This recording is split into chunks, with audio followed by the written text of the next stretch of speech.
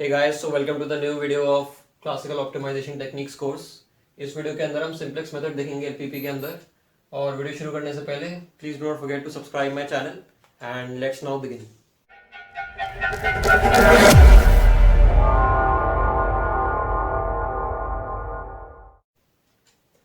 तो गाइस, इसके अंदर हम देखते हैं सिंप्लेक्स मेथड को हमें यूज कैसे करना है।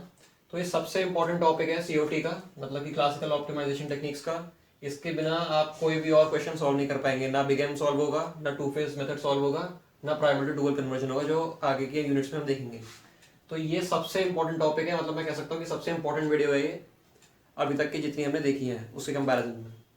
और पिछले वीडियोस की कंटिन्यूएशन में है ये, तो आई होप कि आपने पुरानी वीडियोस देख रखी होंगी जो इस सीरीज की चल रही है, तभी आपको अच्छे से समझ आएगा।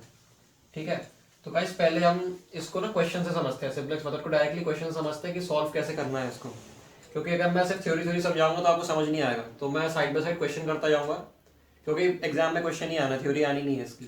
ठीक है, क्वेश्चन ही आना है, वो सॉल्व करके आपको वहाँ दिखाना है। तो मैं साइड बाय साइड थोड़ी सी थ्योरी और क्वेश्चन का प्रोसीजर कैसे सॉल्व करना है वो दिखाऊंगा। अभी एक क्वेश्चन सॉल्व करूंगा और फिर उसके बाद मैं 2 से 3 क्वेश्चन और करूंगा और वीडियोस के अंदर। ठीक है, तो अब इसको शुरू करते हैं। तो मान लीजिए हमारे पास ये क्वेश्चन गिवन है कि we have to maximize this objective function. मैं आपको बता चुका हूँ कि ऑब्जेक्टिव फंक्शन होता है और ये होते हैं हमारे कंस्ट्रेंट्स। ठीक है, तो जो ऑब्जेक्टिव फंक्शन है हमारा वो है z is equal to 3x1 plus 2x2 और ये हमारे कंस्ट्रेंट्स दे रखे हैं। हमारे को सिंप्लेक्स मेथड यूज करना है। क्वेश्चन में दिया होगा ये एग्जाम के अंदर कि आपको कौन सा मेथड यूज करना है। पिछले वीडियो में हमने ग्राफिकल किया था, अगर ग्राफिकल लिखा तो उसे ग्राफिकली करिए, नहीं तो सिंप्लेक्स लिखा तो सिंप्लेक्स मेथड से ही सॉल्व होगा ये। ठीक है, तो ये बात तो क्लियर हो गई हमारी। अब हम ये 3 चीजें देखते हैं कि ये क्या है। देखिए, पहले तो हमारे पास है सीजी या सीजे। सीजे जो है वो है कोएफिशिएंट ऑफ ऑब्जेक्टिव फंक्शन। अब कोएफिशिएंट ऑफ ऑब्जेक्टिव फंक्शन क्या है? इसके ऑब्जेक्टिव फंक्शन के कोएफिशिएंट ये है? नहीं। अभी हम एक और ऑब्जेक्टिव फंक्शन निकालेंगे इसमें स्लैक वेरिएबल्स का यूज करके, जो मैंने आपको कैरेक्टरिस्टिक्स ऑफ एलपीपी में सिखाया था, उसका हम यहाँ पे यूज करेंगे। क्योंकि अब हम सिंप्लेक्स मेथड यूज कर रहे हैं तो हमारे स्लैक वेरिएबल्स, सरप्लस वेरिएबल्स वगैरह आ जाएंगे। ठीक है, तो पहले हम इसको कैनोनिकल फॉर्म में से कन्वर्ट करके स्टैंडर्ड फॉर्म में ले आते हैं इन कंस्ट्रेंट्स को। अब वो कैसे करेंगे भाई? उसको हम ऐसे लिखेंगे x1 plus x2 plus s1 is equal to 4। ये हमारा सरप्लस वेरिएबल है s1। ठीक है, हमने इसको स्टैंडर्ड फॉर्म में लिख दिया। सिमिलरली हम दूसरे वाले कंस्ट्रेंट को कैसे लिख सकते हैं? x1 minus x2 plus s2 is equal to 2। अब ये हमारा दूसरा स्लैक वेरिएबल है। तो ये हमारी कैनोनिकल फॉर्म से स्टैंडर्ड फॉर्म में कन्वर्ट हो गए हमारे कंस्ट्रेंट्स। नाउ अब हम क्या करेंगे? एक नया ऑब्जेक्टिव फंक्शन लिखेंगे। नया से मतलब कि थोड़ा एक्सटेंशन ही है इस वाले का। इसको लिखेंगे 3x1 प्लस 2x2।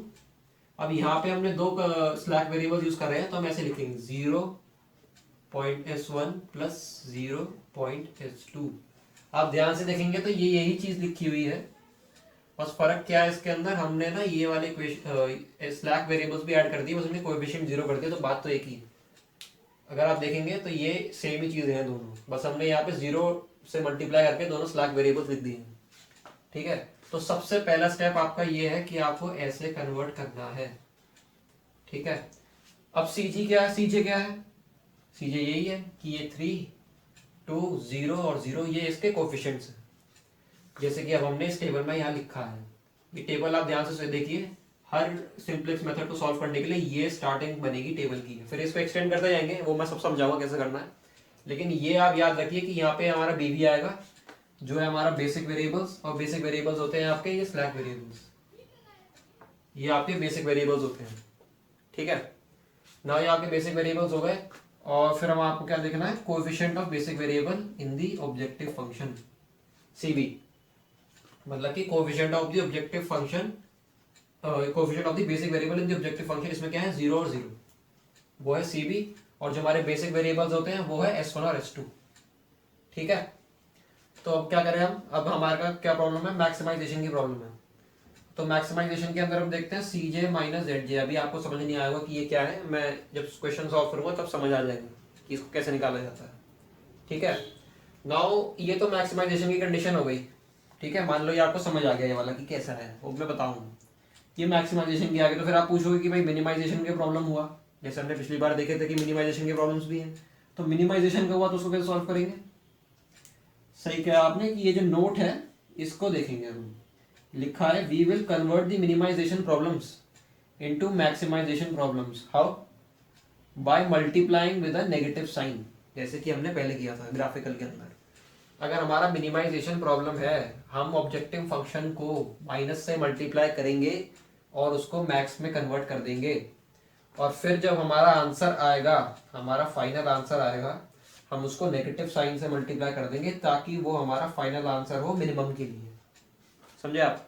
पहले हमने क्या किया, मिनिमाइजेशन प्रॉब्लम थी भाई, नेगेटिव से मल्टीप्लाई कर दिया, मैक्स प्रॉब्लम बन गई। अब जो मैक्स प्रॉब्लम से आंसर आया हमारा ये, उसको नेगेटिव साइन से मल्टीप्लाई कर दिया ताकि जो हमारा फाइनल आंसर आए वो मिनिमाइजेशन के लिए है। ये बातें मैं पहले बता चुका हूँ, तब भी मैं रिपीट कर रहा हूँ उनको। ठीक है, तो ये सब कुछ नोट कर लीजिए आप जितना है यहाँ तक। ये क्वेश्चन है, हम यहाँ सॉल्व करेंगे अभी, ये इंपॉर्टेंट है, इसको स्टार मार्क कर लीजिएगा अपने रजिस्टर में।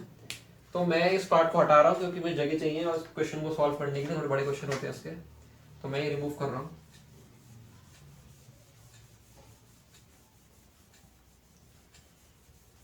तो अब हम प्रोसीड करते हैं क्वेश्चन में, हमारे को कैसे सॉल्व करना है। ठीक है, चलिए। तो पहले हमने ये बना लिया, पहले बी भी लिख दिया बेसिक वेरिएबल, और सीजे यहाँ लिख दिया, और सी भी यहाँ लिख दिया। वो मैं तीनों चीजें आपको बता चुका हूँ क्या है, नहीं है याद आपको तो यहाँ पढ़ लीजिए, समझ आ जाएगा। ठीक है, तो हम क्या करेंगे, हम यहाँ लिखेंगे पहले सारे वेरिएबल्स। पहले लिखेंगे x1, x2, s1, s2, और यहाँ पे एक और कॉलम बनाएंगे और यहाँ पे लिखेंगे सॉल्यूशन। एक और कॉलम बनाएंगे, यहाँ लिखेंगे रेशो। ठीक है, यहाँ हम लिखेंगे रेशो। अब सीजे भाई क्या है, सीजे है coefficient of the objective function. तो अब जो ऑब्जेक्टिव फंक्शन है ये पूरा, इसके कोएफिशिएंट यहाँ लिख देंगे। x1 का कोएफिशिएंट क्या है भाई 3, x2 का कोएफिशिएंट क्या है भाई 2, s1 का क्या है 0, s2 का क्या है 0।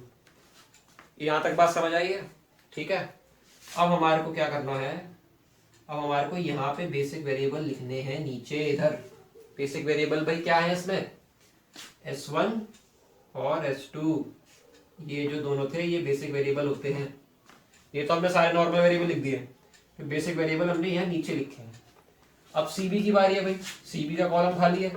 सीबी में क्या लिखें, सीबी में लिखा है coefficient of basic variable in the objective function. ये ऑब्जेक्टिव फंक्शन है, इसके अंदर ये दोनों क्या है बेसिक वेरिएबल, उसके कोएफिशिएंट क्या है 0 और 0। तो यहाँ हमने लिख दिया 0 और 0। ठीक है, सिंपल। ये आपकी बेसिक फाउंडेशन है कोई भी सिंपलेक्स प्रॉब्लम सॉल्व करने के लिए। अगर यहाँ पे गलती करते हैं आप तो फिर पूरे क्वेश्चन में आपको दिक्कत आ सकती है। दिक्कत क्या, खराब ही हो जाएगा क्वेश्चन पूरा।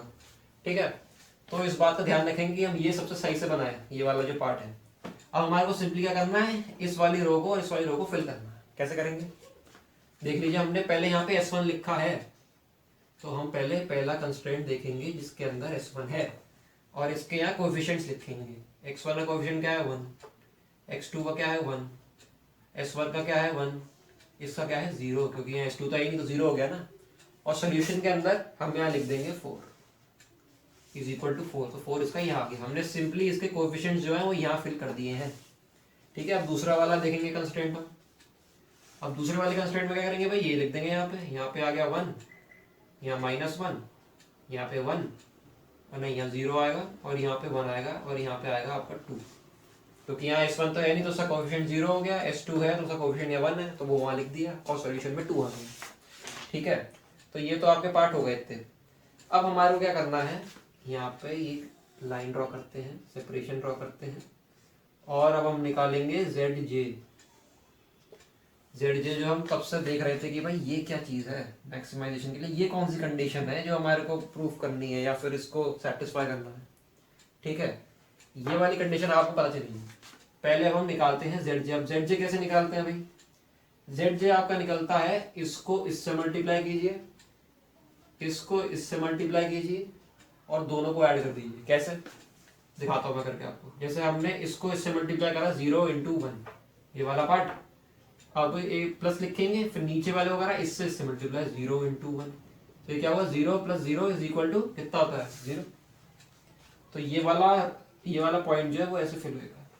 ठीक है, अब भाई इस वाले को कैसे फिल करें, सेम प्रोसीजर है, इसको इससे मल्टीप्लाई किया, इसको इससे मल्टीप्लाई किया, फिर ऐड कर दिया, क्या आया 0, क्योंकि भाई यहाँ 0 है तो अभी तो यहाँ सारी जगह 0 ही आएगा। ठीक है, सारी जगह 0 ही आएगा। अब हम क्या करेंगे भाई, सी जे माइनस जेड जे, ये है हमारी मेन कंडीशन।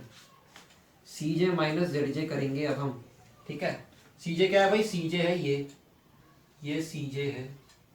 जेड जे क्या है, अभी हमने निकाला, ये पूरी रो जेड जे है। तब सी जे माइनस जेड जे भाई क्या होगा, 3 माइनस 0 3, 2 माइनस 0 2, 0 माइनस 0 0, 0 माइनस 0 0। अब ये क्या आ गया, 3 2 0 0 आ गया हमारा। लेकिन अगर मैक्स प्रॉब्लम है तो ये क्या होता है, ये सॉल्व होना चाहिए, मतलब ये होना चाहिए कंडीशन सेटिस्फाई हो रही है, ये नहीं हो रही है, क्योंकि हमारा C J minus Z J less than equal to 0 है। ये तो सारे बड़े हैं 0 से या फिर ग्रेटर देन या इक्वल टू है। ठीक है, तो अभी हम और प्रोसीड करेंगे। अगर ये कंडीशन सेटिस्फाई हो जाती सारे में, ये सारे चीजों में, एक में सेटिस्फाई नहीं, सब में सेटिस्फाई होनी चाहिए, यहाँ चार चीजें जो लिखी है। ठीक है, तो ये सेटिस्फाई नहीं हो रही है, तो अब हम प्रोसीड करेंगे। अगर करती तो वही रुक जाते। ठीक है, तो अब हम क्या करेंगे, ये बात बहुत ध्यान से सुनना, ये सबसे इंपॉर्टेंट पार्ट है। मैं रेड पेन से करता हूँ इसको, बहुत इंपॉर्टेंट है ये। अब मान लीजिए जैसे कि हमारी कंडीशन सेटिस्फाई नहीं हो रही है, तो हम यहाँ पे सबसे मैक्सिमम वाला नंबर लेंगे या मैक्सिमम वैल्यू लेंगे और उसके नीचे छोटा सा एरो बना देंगे। ठीक है, आपने चूज कर ली। अब क्या करेंगे, इस वाले पे एक बॉक्स बना दीजिए, क्योंकि इस रो के इसके नीचे था ना, 3 के ऊपर है ना, मतलब ये, तो यहाँ पे हमने एक बॉक्स बना दिया। ठीक है, अब हम क्या करेंगे, अब हम लेंगे रेशो। रेशो किसका लोगे भाई, इन दोनों पॉइंट्स का इस पॉइंट से, मतलब कि लिखूंगा मैं 4/1 इज इक्वल टू 4, मैंने इसका रेशो लिया इससे। ठीक है, अब मैं लिखूंगा 2/1 इज इक्वल टू कितना, तो यहाँ पे आ गया 2। ठीक है, अब यहाँ पे हमने क्या ली थी, मैक्स वैल्यू ली थी, यहाँ पे हमने मैक्स वैल्यू उठाई थी। यहाँ पे उल्टा कर देंगे, यहाँ पे हम क्या करेंगे, यहाँ पे मिनिमम वैल्यू लेंगे। लेकिन मिनिमम वैल्यू कैसे होनी चाहिए कि वो ग्रेटर देन इक्वल टू 0 होनी चाहिए। नेगेटिव वैल्यू होगी तो नहीं लेंगे, वो मिनिमम में नहीं आएगी। मिनिमम की कंडीशन है कि जो आपकी स्मॉलेस्ट वैल्यू है वो ग्रेटर देन इक्वल टू 0 होनी चाहिए। तो हमने यहाँ पे स्मॉलेस्ट वैल्यू ली है जो ग्रेटर देन इक्वल टू 0 है, यहाँ पे हमने मैक्सिमम वैल्यू ली है जो भी मैक्स है। और ध्यान रखिएगा ये जो पूरा प्रोसीजर है ये मैक्स के लिए है, और मिन में दिया तो आपको पता क्या करना होता है, माइनस साइन से मल्टीप्लाई। ठीक है, तो इतनी बात समझ आई आपको, इतना पार्ट समझ आया। ठीक है, अब हम क्या करेंगे, यहाँ पे एरो बना दिया, यहाँ पे एरो बना दिया। इसके लिए तो हमने मार्क कर दिया था ये, अब इसके लिए भी मार्क कर देते हैं भाई। कैसे मार्क करेंगे, सेम यहाँ पे ऐसे। ठीक है, ये हमने यहाँ पे ऐसे मार्क कर दिया, ये वाला पार्ट मार्क हो गया। ये वाला इसकी वजह से हुआ और ये जो रो है इसकी वजह से हुई। अब भाई ध्यान देना है आपको ध्यान से कि किस किस चीज को क्या कहते हैं। ये जो है रो, इसको कहते हैं की रो। ठीक है, अब ये जो है कॉलम, ये वाला, इसको हटाते हैं यहाँ से, इसको हटाते हैं। ये जो कॉलम है इसको कहते हैं की कॉलम। ठीक है, और ये जो है इंटरसेक्शन इन दोनों का, इसको क्या कहते हैं भाई, इसको कहते हैं की रो, नहीं की एलिमेंट, सॉरी, इसको कहते हैं, इसको हटा देते हैं, इसको कहते हैं की एलिमेंट। ये की एलिमेंट है, की रो है, की कॉलम है। इसके बिना क्वेश्चन सॉल्व नहीं हो सकता। अगर ये गलत निकाले हैं पूरा क्वेश्चन खराब है आपका। ठीक है, मतलब कि आपका आंसर आ ही नहीं सकता, आएगा तो गलत आएगा। इन चीज पे बहुत ध्यान देना है आपको। मैं दोबारा बता रहा हूँ, यहाँ मैक्स ली है क्योंकि कंडीशन सेटिस्फाई नहीं हुई है, सब में होनी चाहिए, सेटिस्फाई नहीं हुई है, इसलिए प्रोसीड कर रहे हैं। और यहाँ पे पहले मैक्स उठाया, ये आ गया, इसको यूज करके रेशो लिया, रेशो आ गया। रेशो में से मिनिमम वैल्यू ली, लेकिन वो value greater than equal to 0 होनी चाहिए। कौन सी है भाई, यहाँ 2 है, 2 छोटी है, ये 4 से, तो क्या करा, यहाँ पे हाईलाइट कर दिया इस कॉलम को, इस रो को। ठीक है, अब हमने क्या कर दिया, नाम दे दिया इनको। इसको क्या नाम दिया, की रो, इसको दे दिया की कॉलम, इसको नाम दे दिया की एलिमेंट। ठीक है, ये क्या है, ये है हमारा की एलिमेंट, की रो, की कॉलम। अब इसको यूज करते हैं, कैसे यूज करते हैं भाई, आगे देखते हैं। इसके अंदर एक और कॉलम बनाएंगे अब हम, और उसके अंदर हम लिखेंगे दोबारा, नहीं पहले हम एक और चीज समझ लेते हैं। ये जो x1 है और ये जो s2 है, ये अब आपस में रिप्लेस होंगे। इसको कहते हैं एंटरिंग वेरिएबल एंटरिंग वी लिख रहा हूँ, एंटरिंग वेरिएबल, ठीक है। और ये S2 को मैं लिख रहा हूँ एग्जिटिंग वेरिएबल या फिर लीविंग वेरिएबल भी बोल सकते हैं, ठीक है। ये आपका एंटरिंग वेरिएबल हो गया, ये आपका लीविंग वेरिएबल या फिर एग्जिटिंग वेरिएबल हो गया। इसका क्या मतलब है भाई? इसका मतलब ये है क्योंकि ये इंटरसेक्शन यहाँ पे आई है इस वाली रो पे, सेकंड वाली रो पे, तो हम क्या करेंगे यहाँ पे S1 तो था ही, मैं ये वाला पार्ट ना यहाँ लिख रहा हूँ, मतलब यहाँ पूरा नहीं लिख रहा, ये वाला जो पार्ट है S1 और S2 का।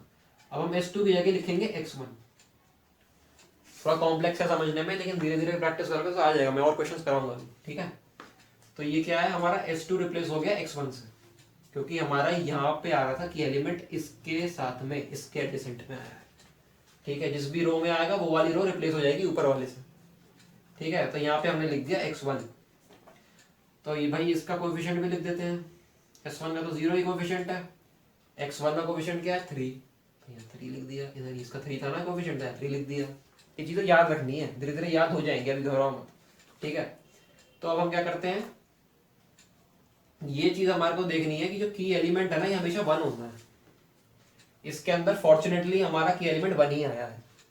मान लीजिए हमारा की एलिमेंट आता है 2, मतलब कि ये मैं बना रहा हूँ, ये वाली रो, ये तीसरी जो रो है यहाँ बना रहा हूँ, H2 लिख दिया, 2 4 1 0, ठीक है। अब भाई मेरा तो ये आया कि एलिमेंट, मुझे चाहिए ये 1, ये तो 2 है, क्या करूँ, डिवाइड कर देता हूँ 2 से डिवाइड करा, तो सबको डिवाइड करूंगा मैं 2 से, मतलब कि ये हो जाएगा 1, ये हो जाएगा 2, ये हो जाएगा हाफ, ये हो जाएगा, ये तो 0 ही रहेगा क्योंकि 0 से किसी को भी डिवाइड करो 0 ही रहता, ठीक है। तो ये हो जाएगा आपका ऐसे, लेकिन फॉर्चुनेटली हमारे पास ऑलरेडी 1 है, तो हमें ये करने की ज़रूरत नहीं है अभी के लिए, ठीक है। अब हमारे को क्या करना है, यहाँ पे वैल्यूज फिल करनी है, यहाँ पे वैल्यूज फिल करनी है, ठीक है। अब कैसे फिल करें भाई, कोई बोलता कि बस सर यही लिख दो, ऐसे नहीं होता, ठीक है। इसका फॉर्मूला है जो हमारे को फिल करना है।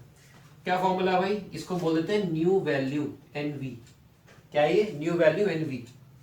सो NV is equal to old, old मतलब कि जो यहाँ ये पहले से थी, ये 1 जो है ये पहले से जो था, माइनस आपका की रो, की R लिख रहा हूं, की रो इंटू की कॉलम अपॉन की एलिमेंट। बहुत आसान फॉर्मूला है, कुछ भी नहीं है इसके अंदर, बस थोड़ा सा ध्यान देना कैलकुलेशन में, हल्की हल्की कैलकुलेशन होगी। क्या मतलब है इसका भाई, ये वैल्यू निकालनी है NV की, यहाँ पे हमने लिखा ये ओल्ड है, ठीक है। ओल्ड वैल्यू ये हो गई 1 लिख दिया, ठीक है। अब लिखा की रो इसके नीचे कौन सी है भाई 1, ठीक है। की कॉलम तो ये खुद ही है, क्योंकि कॉलम के अंदर आना है, की कॉलम में तो खुद ही आ रहा है 1, तो इसी को वापस लिख दिया। की एलिमेंट क्या है भाई, वो भी 1 है हमारा ना, 1 माइनस 1 कितना होता है 0। तब हमने यहाँ NV की जगह 0 लिख दिया, ठीक है। नहीं समझ आया, कोई बात नहीं भाई, दोबारा बता देते हैं। ये वाला पॉइंट कैसे निकालेंगे समझ आ जाएगा अब, ठीक है। ये वाला पॉइंट भी वैसे ही, इसको भी NV लिख देते हैं, ठीक है। NV लिखा, ठीक है। अब यहाँ पे ओल्ड है, ओल्ड की जगह हम लिखेंगे 1, यहाँ पे इसकी जगह क्या है भाई 1 है, पहले ओल्ड था 1 था, माइनस की रो क्या है भाई, इस की रो, ये वाली की रो है ना ये, तो ये क्या है यहाँ पे वैल्यू इसके नीचे -1 भाई, ये क्या है की कॉलम, ठीक है। इसके बगल में क्या है 1, तो यहाँ 1 लिख दिया, इसके बगल में 1 है ना, क्योंकि ये की रो का, की कॉलम का पार्ट है, और यहाँ की कॉलम भरना है हमें, तो यहाँ 1 लिख दिया। की एलिमेंट हमेशा सेम रहेगा, वो है 1 भाई। क्या आ गया यहाँ पे 1 + 1 कितना आ गया, 2 आ गया। तो अब वैल्यू NV की आएगी 2, सही कर रहे हैं हम, हाँ सही कर रहे हैं, ठीक है। अब सिमिलरली हमारे को सारे सॉल्व करने हैं, मैं ये वाला भी करके दिखा देता हूँ, ये दोनों पॉइंट्स, फिर नीचे वाले ऐसे फिल कर देंगे, ठीक है।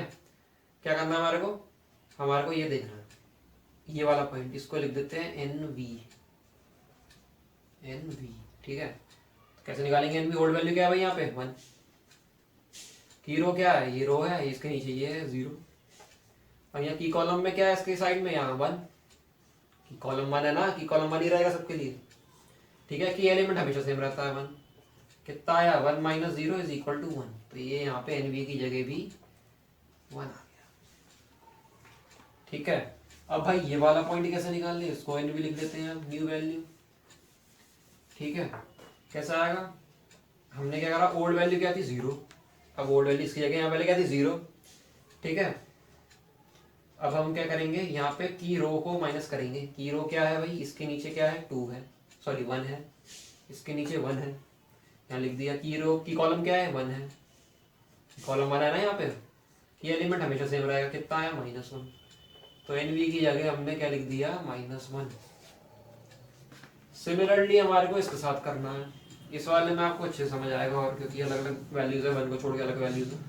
जैसे कि हमारे को ये निकालना है, ये एन वी है, अब हमारे को इसकी वैल्यू चाहिए यहाँ पे, पहले ओल्ड क्या थी 4, की रो क्या है इसके नीचे 2, की कॉलम क्या है 1, की एलिमेंट क्या है 1, कितना हुआ 4 - 2, 4 - 2 2, कितना हुआ 2, तो एन वी को हटा के हमने क्या लिख दिया यहाँ पे 2, बिल्कुल सही कर रहे हैं हम।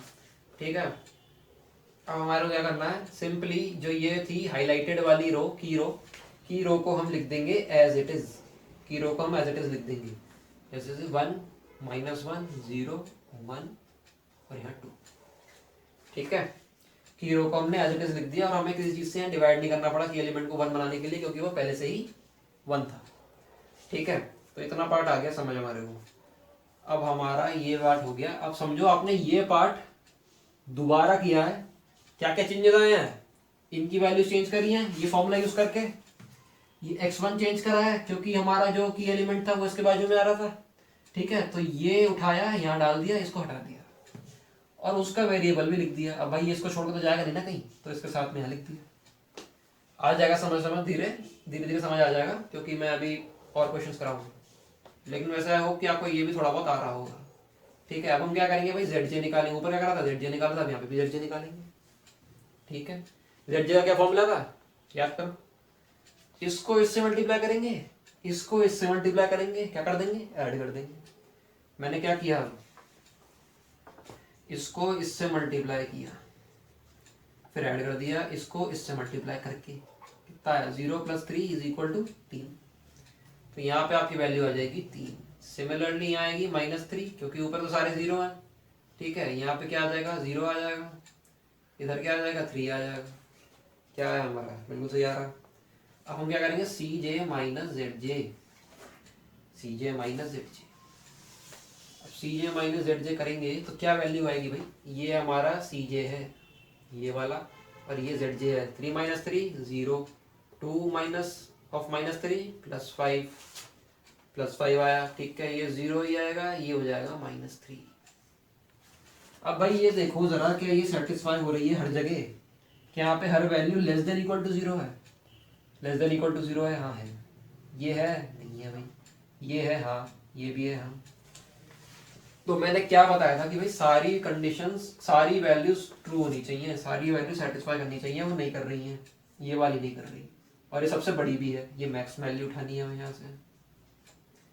ठीक है, अब ये मैक्स वैल्यू हमने उठा ली, तो हमने इसको हाईलाइट कर दिया। अब इसका हाईलाइट करने का क्या फायदा है, रेशियो निकालने में काम आता है भाई। ठीक है, तो हमने क्या करा 2/2 = 1। ठीक है, और इसको क्या करा 2/-1 = -2। अब कुछ बच्चे क्या करते हैं, सर ने बताया था कि मिनिमम लेना है ऊपर से, तो भाई मिनिमम आ गया -2, 1 से छोटा है ना -2, तो हमने भाई ये उठा लिया। लेकिन मैंने अभी ऊपर क्या कहा था कि जो मिनिमम वैल्यू है वो > 0 होनी चाहिए। अब > 0 है ये नहीं, तो इसको डिस्कार्ड कर देंगे, भले ही ये छोटी है, और इसको उठाएंगे, समझे आप। तो ये हमारा हाईलाइट हो गया इतना पार्ट, ये पार्ट इतना हाईलाइट हो गया। अब दूसरा स्टेप क्या है भाई, हमने ये सारी चीजें निकाल ली, हमने ये की रो है, की कॉलम है, की एलिमेंट है। ठीक है, इतना हमने कर लिया। अब हम क्या करेंगे, अब हमारे को क्या करना है, अब हमारे को ये रिप्लेस करना है इस वाले से, x2 से इसको रिप्लेस करेंगे। कैसे लिखेंगे उसको जरा देख लेते हैं, दोबारा बना लेते हैं एक बार। ठीक है, इसको हमने दोबारा बना लिया, अब हम यहाँ क्या लिखेंगे, x1 की जगह x2 लिखेंगे। x2 के साथ क्या था भाई, 2 था। x1 तो वैसा का वैसे ही रहेगा, यहाँ पे क्या था 3 था, इतना हमने भर दिया। अब एक चीज देखने की है जो मैं पहले बता रहा था, यहाँ पे देखिए की एलिमेंट जो है वो 2 आया है, 1 नहीं आया। इसको हमें 1 बनाना है, सब जगह 2 से डिवाइड कर दो। इस रो में, इस रो में सब जगह 2 से डिवाइड कर दो। मैंने क्या करा, 2 से डिवाइड कर दिया, 0/2 0, 2/2 1, 1/2 1/2, -1/2 -1/2, 2/2 1। ठीक है, ये हमने निकाल दिया इतना। ये हमारा इतना पार्ट आ गया, क्योंकि हमको की एलिमेंट को 1 करना होता है। और एक बात याद रखिएगा, चलिए कोई बात नहीं, बाद में बताएंगे। अभी इनको सॉल्व कर लेते हैं। यहाँ क्या भरे, क्या यूज करना है, ये यूज करना है अपना पुराना फॉर्मूला, सबसे बढ़िया चीज है ये निकालने के लिए। ठीक है, तो क्या करते हैं भाई, हमारे को यहाँ एन भी लिख दो, ये न्यू वैल्यू चाहिए। Now N B is equal to the old value. Old value क्या है भाई, यहाँ पे क्या थी, ओल्ड वैल्यू थी यहाँ 0, नहीं सॉरी यहाँ थी 1। ओल्ड वैल्यू यहाँ की, यहाँ से करस्पॉन्डिंग क्या थी 1, यहाँ 1 लिख दिया, माइनस की रो। भाई अब की रो क्या है, की रो ये है, और इसके लिए क्या है ऊपर 2 0, यहाँ 0 लिख दिया। की कॉलम क्या है यहाँ पे -1, की कॉलम तो सेम ही रह रहा। और यहाँ पे क्या आएगा, की एलिमेंट, ये हो गया /2, ये हो गया /2। ठीक है, अब हम क्या करेंगे, 1 माइनस और -2 कितना आता है, आधा, हाफ। तो एन वी की जगह हम क्या लिख देंगे, हाफ। सॉरी, क्योंकि हमने यहाँ पे आएगा 1 - 0, क्योंकि तो 0 था ना भाई, मैंने देखा नहीं, सॉरी वो मेरी मिस्टेक हो गई। तो 1 - 0 1। ठीक है, तो यहाँ पे हमने क्या लिख दिया, 1 आ गया। सिमिलरली अब हमारे यहाँ पे एन वी लिखेंगे, और यहाँ पे एन वी लिखने के लिए हम दोबारा ये फॉर्मूला अप्लाई करेंगे। भाई यहाँ ओल्ड वैल्यू क्या थी इससे करस्पॉन्डिंग, -1। ठीक है, और माइनस की रो में क्या है इसके ऊपर 2, कॉलम में भी इसके ऊपर भाई 2 ही है, कॉलम में भी इसके 2 ही है। ठीक है, और यहाँ पे हमने क्या लिखा, यहाँ पे हमने क्या लिखा, की एलिमेंट 1। ठीक है, कॉलम में तो -1 आया यहाँ पे। ठीक है, तो हमने इसको इससे काटा, -1 + 1 = 0, तो हमने यहाँ वैल्यू क्या लिख दी, 0। ठीक है, बात समझ आ रही है, क्योंकि की कॉलम तो यहाँ -1 है ना, की कॉलम यही है, इसको इस चेंज कर रहे हैं हम, और कॉलम भी यही है की कॉलम का, तो वो -1 ही आ गया यहाँ पे। की रो जो थी वो ये थी इसके ऊपर वाली, अब की एलिमेंट भी वही थी 2, क्योंकि ये इंटरसेक्टिंग है दोनों का, तो यहाँ आ गया 2 से 2 कट गया, 1 1 + 1 0। ठीक है, तो यहाँ 0 आ गया। अब यहाँ इसकी वैल्यू निकालते हैं भाई, क्या आएगी, इसकी वैल्यू कैसे निकालें, इसकी जगह पहले क्या था, 0 था, तो यहाँ लिखेंगे 0 ओल्ड वैल्यू थी, की रो क्या थी 1, की कॉलम क्या है -1, की एलिमेंट क्या है ये 1/2, तो इसकी जगह आ गया 1/2। ठीक है,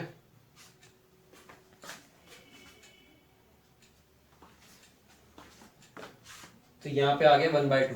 ठीक है, अब हम इसको निकालते हैं, यहाँ पे एन भी लिख लेते हैं। यहाँ पे एन भी लिखा, यहाँ पे एन भी लिखा हमने, तो यहाँ ओल्ड वैल्यू क्या थी इसे करस्पॉन्डिंग 1 थी भाई। और की रो क्या है हमारा, की रो क्या है, की रो ये है -1, की कॉलम क्या है -1, एलिमेंट क्या है ये 1 - 2, 1 - 1/2 कितना हुआ, आधा, हाफ। तो यहाँ क्या लिखेंगे इसकी जगह, हाफ।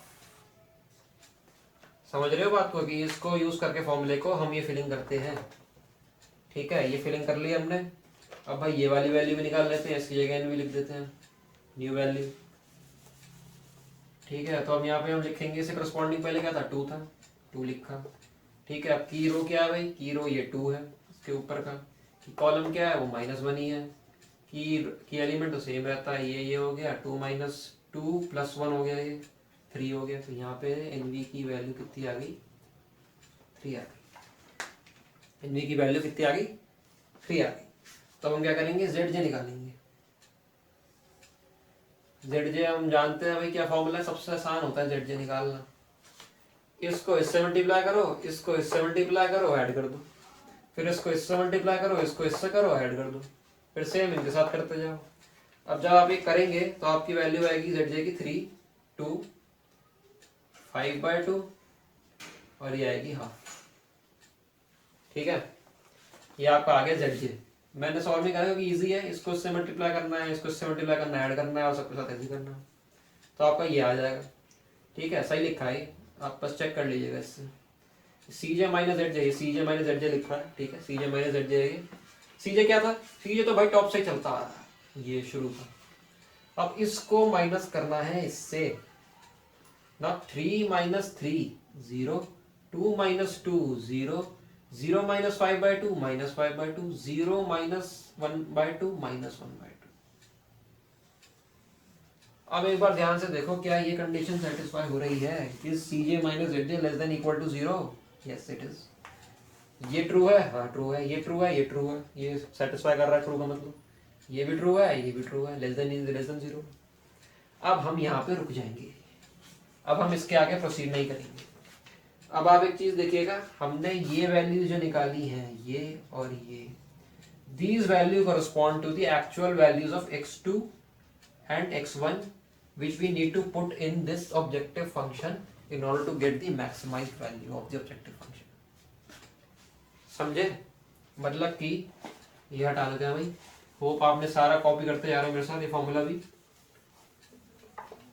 ठीक है। तो क्या करते हैं, हम यहाँ से यहाँ आ रहे हैं, तो हम लिखेंगे x1 is equal to 3, x2 is equal to 1। ये हमने निकाला है क्योंकि हम यहाँ रुक चुके हैं, हमने सेटिस्फाई करा दी कंडीशन, तब हमने ये दोनों वैल्यू जो सोल्यूशन में से आई है इनको इसमें डाल दिया, ठीक है। अब हम इसकी वैल्यू को ऑब्जेक्टिव फंक्शन में डाल लेंगे फॉर मैक्सिमाइजेशन, एज हमारा ये मैक्सिमाइजेशन का क्वेश्चन था, ठीक है। तो हम क्या लिखेंगे, 3 इंटू 3 प्लस 2 इंटू 1 कितना होता है, 9 प्लस 2 कितना हुआ, 11।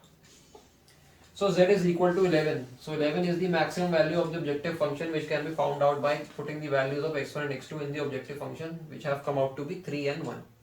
ठीक है, तो ये हमारा थोड़ा सा लेंथी प्रोसीजर है कि हमारे को मैक्सिमाइजेशन की वैल्यू मिल जाए। हम ये सेम क्वेश्चन ग्राफिकली कर सकते हैं। तो सर आप बच्चे पूछते हैं कि सर आप सारे क्वेश्चन ग्राफिकली क्यों नहीं कर देते, इतना बड़ा ये टेबल बनने की फालतू जरूरत क्या है।